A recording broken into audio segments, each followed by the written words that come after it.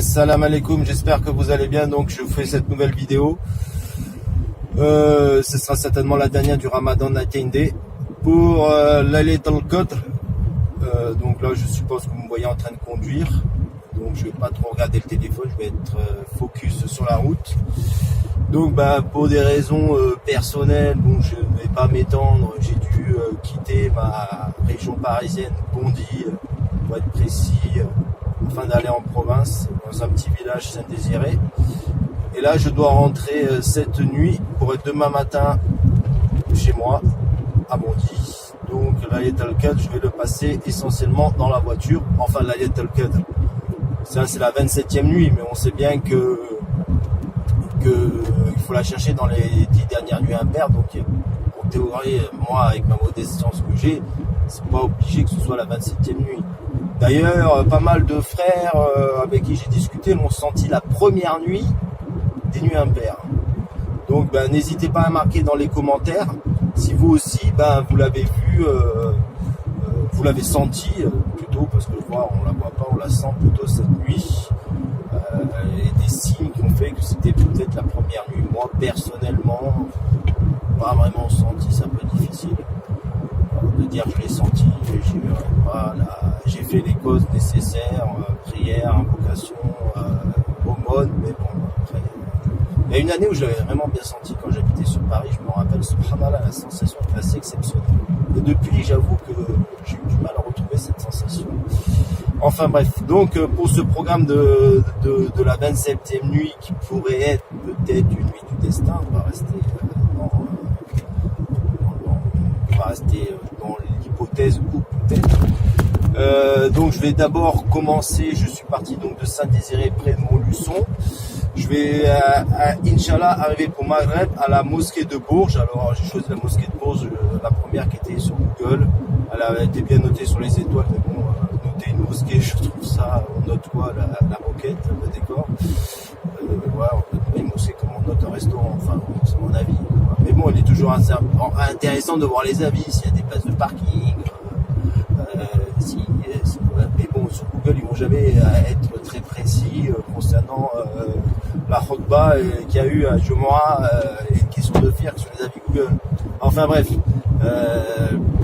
voilà, je vais à la mosquée de Bourges. Ensuite, on va aller à la mosquée d'Orléans pour faire l'Aïcha. Alors je sais que je pourrais être en prière du voyageur. D'ailleurs, ça aussi, mettez dans le commentaire, est-ce qu'il aurait fallu que plutôt que je fasse, que je regroupe en voyageur quand j'arrive à Bourges.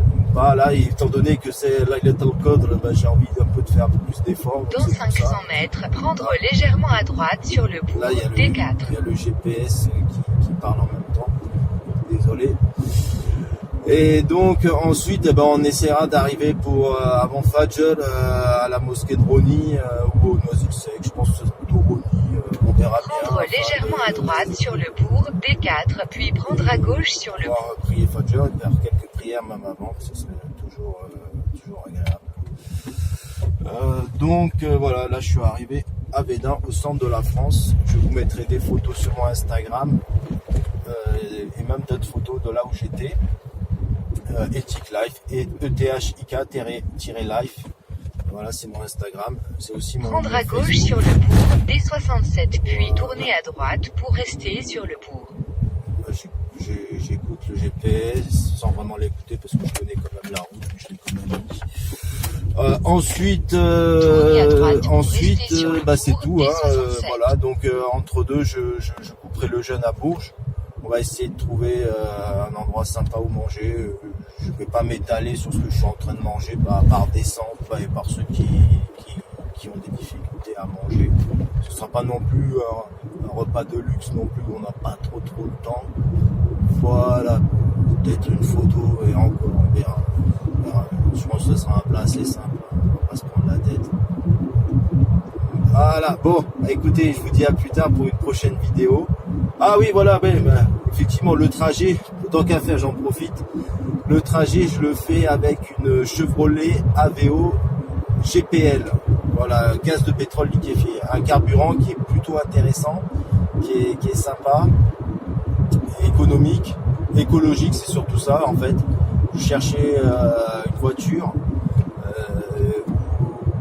qui réduit un peu les émissions de CO2 parce que quand j'ai travaillé sur Paris en tant que coursier à vélo, je livrais pas la nourriture, hein, les Uber Eats et compagnie, mais bon, c'est un peu le même principe. Ça reste coursier à faire du vélo dans Paris, même si tu livres pas à manger. Franchement, la pollution, je l'ai tellement subie que j'en suis tombé malade. Donc là, j'ai quand même eu une prise de conscience. Malgré toutes les critiques qu'on peut faire à la maire, à Madame Hidalgo, il faut quand même faire des choses pour réduire la pollution dans les grandes villes. Voilà. Alors le GPL est une bonne alternative, il y a les hybrides, mais c'était pas encore dans mon budget. Donc voilà, excuse-moi si ça a bougé. Voilà, donc je disais donc il faut faire quand même prendre soin de la planète, essayer de faire des petits gestes. Honnêtement, la pollution dans les grandes villes, quand vous êtes toute la journée, on la sent quand même. Hein. Donc pour le moment, moi, ce que je pense en voiture, ce qui est le mieux, le GPL trouve une bonne alternative, un carburant qui n'a pas eu le succès escompté, parce que ça existe depuis très longtemps, je pense que beaucoup de gens le connaissent, parce que quand ils étaient enfants, ils en ont entendu parler quand c'est arrivé, mais ça n'a pas eu le succès escompté. Voilà. Et puis après, plus tard, je roulerai en hybride, on verra. Je garantis pas qu'un jour je repasse dans une voiture essence normale, hein, on sait jamais, hein, sur l'argent, le budget, on sait pas. Mais là, alhamdoulilah, par la grâce d'Allah Azzawajal, j'ai voulu une voiture écologique et j'ai eu cette Chevrolet. Donc comme quoi, des fois, il suffit juste d'y croire, de demander, et on a ce qu'on veut. Et alhamdoulilah, franchement, c'est une voiture très fiable, que j'entretiens grâce aussi à mon ami Jamel, le garagiste. Et que s'il veut, je ferai sa promotion. Là, j'en parle, mais on verra bien. Je l'emmènerai au préalable si jamais il y a des frères et des sœurs qui veulent réparer la voiture. Voilà. Voilà, je suis arrivé pile port pour l'Aden, donc je ne vais pas tarder à couper la rupture du jeûne. Vous voyez, la mosquée de Bourges.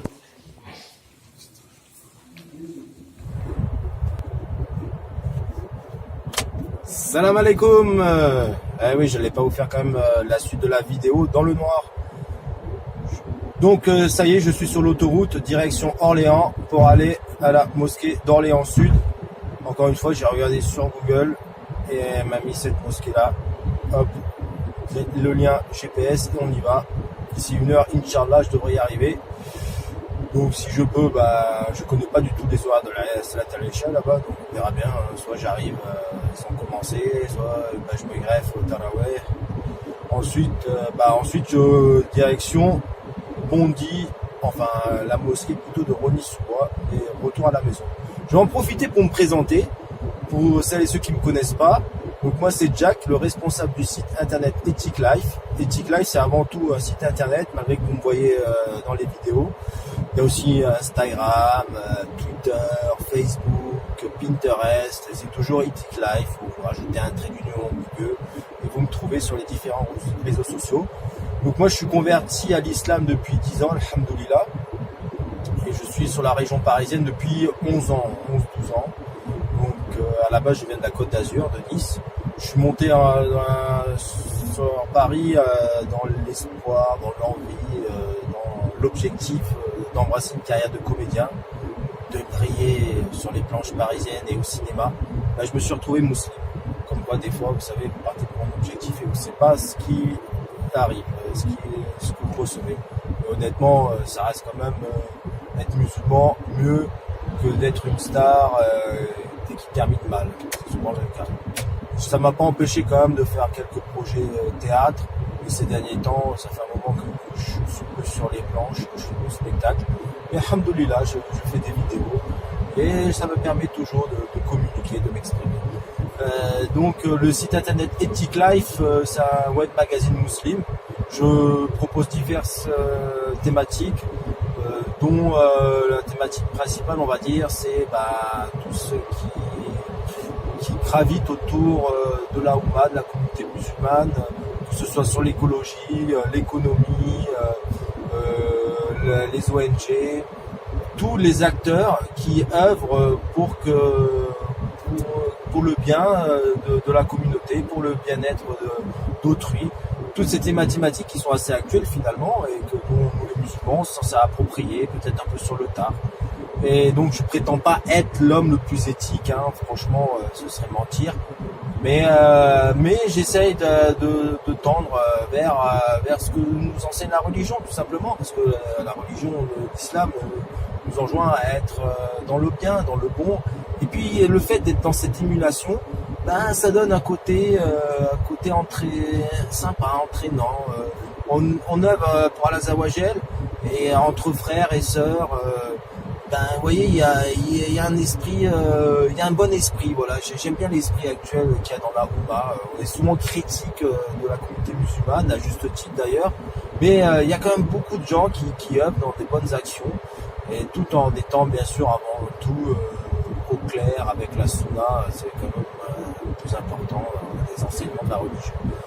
Donc dans ce site internet, je donne des conseils éthiques, bien-être, que ce soit des articles que j'ai documentés, que j'ai recherchés, et bien ou sinon à celles et ceux qui œuvrent dans ce sens. Vous trouverez des entretiens, des vidéos, comme sur YouTube, ces différents articles. Je donne aussi mon avis sur des divers sujets d'actualité, des avis complètement subjectifs, ainsi que des endroits où je suis allé, des endroits musulmans ou pas, où j'ai pu faire un peu de reportage photo, vidéo.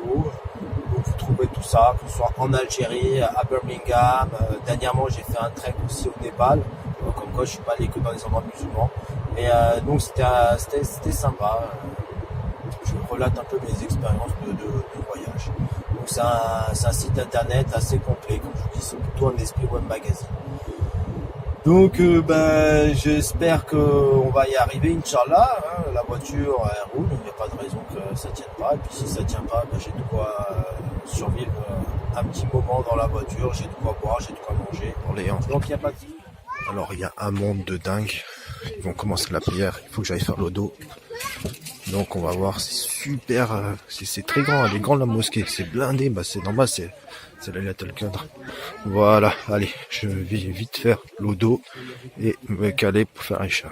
Il y a du monde dehors, dedans, c'est partout. Assalamu alaikum, ça y est, j'ai fait Salat Aïcha à la mosquée d'Orléans Sud. Subhanallah, je suis arrivé pile poil à l'heure, comme tout à l'heure, pour Maghreb à Bourges.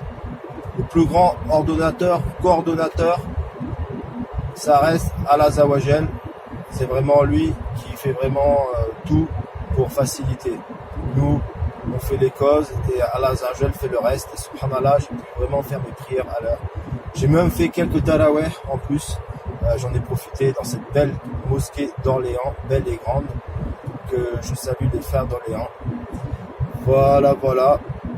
Et je salue aussi mon ami d'Orléans, Wahid, son nom de spectacle c'est Wad.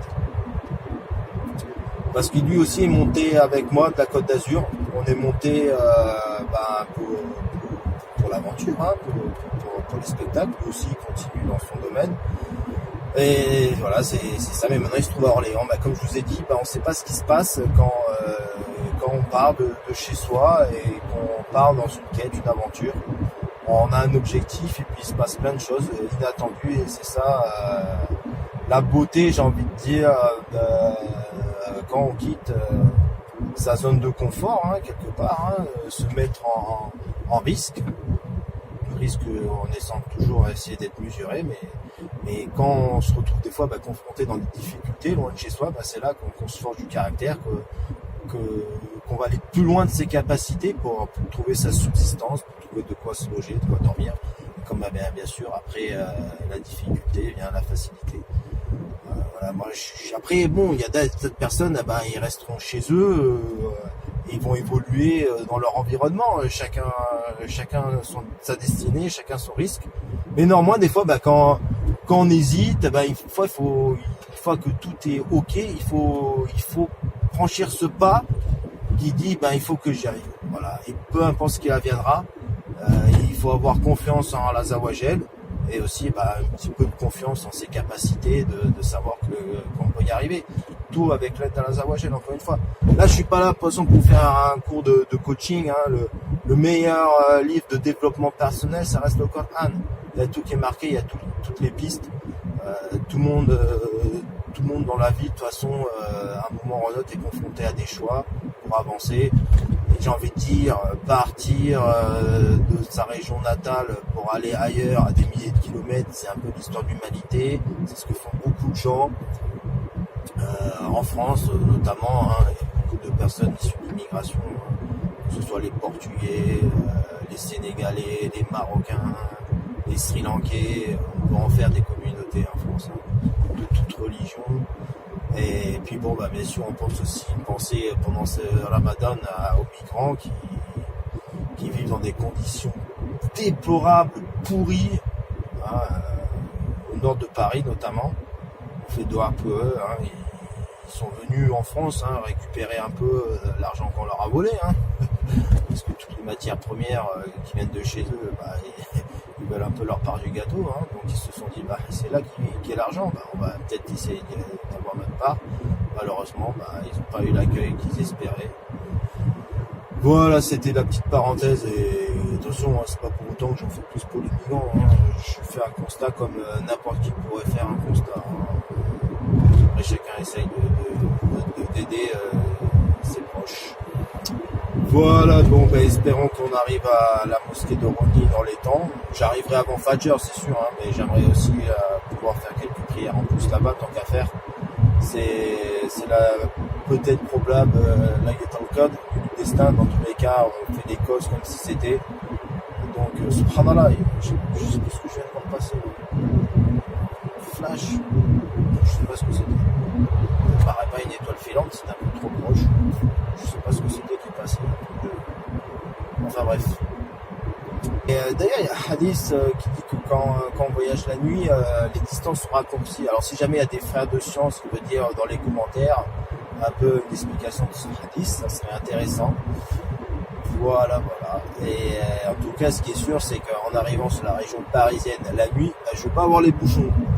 Donc c'est déjà du temps de gagner, parce que finalement le plus long quand on voyage, c'est quand on arrive sur Paris. Donc normalement, je devrais bien arriver, Inch'Allah. On reste concentré, ça reste quand même la nuit, il faut faire attention, être toujours vigilant, malgré que j'aime conduire, pour moi c'est vraiment un plaisir. Mais on reste très vigilant sur la route. Allez, assalamu alaikum, Inch'Allah, je vous fais la vidéo quand j'arrive sur la mosquée. Et nous voici arrivés à la mosquée de Rosny-sous-Bois vers 2h30. Voilà, comme vous pouvez voir, énormément de monde pour la 27e nuit. Des stands, de la bouffe et à boire. Bien sûr, la salle de prière qui est là-bas. J'ai déjà fait une vidéo de présentation, donc je la mettrai en lien après cette vidéo. Donc, je remercie Allah Azzawajal pour le trajet qui m'a donné la force. Bon, il n'y avait pas non plus tant de kilomètres que ça, environ 325 kilomètres la nuit avec différentes haltes aux mosquées. Ça a commencé par Salat Jumu'ah à Montluçon, après Maghreb Bourges, Aïcha Orléans, et maintenant on va faire Fajr, Inch'Allah, à Rosny. Voilà, donc on va boire un petit peu un verre d'eau, moi aussi. Et puis pourquoi pas autre chose. Donc n'hésitez pas à vous abonner, il y aura le lien juste au-dessus. Et puis je vous dis à bientôt pour les prochaines vidéos. Celle-là c'était la dernière de la série Ramadan Night and Day. N'hésitez pas à toutes les visionner. Et puis j'espère que vous me suivrez pour différentes aventures de Ethic Life, Jack Ethic Life, en vidéo sur le site internet et sur les réseaux sociaux. Et Inch'Allah, il y aura des nouveaux projets qui vont bientôt arriver en lien avec le site. Allez, à bientôt, bonne fin de Ramadan pour ceux qui l'ont fait. Pour ceux qui l'ont pas fait, je vous souhaite tout le meilleur du monde dans la paix et la sérénité. Allez, assalamu alaikum wa barakatuh.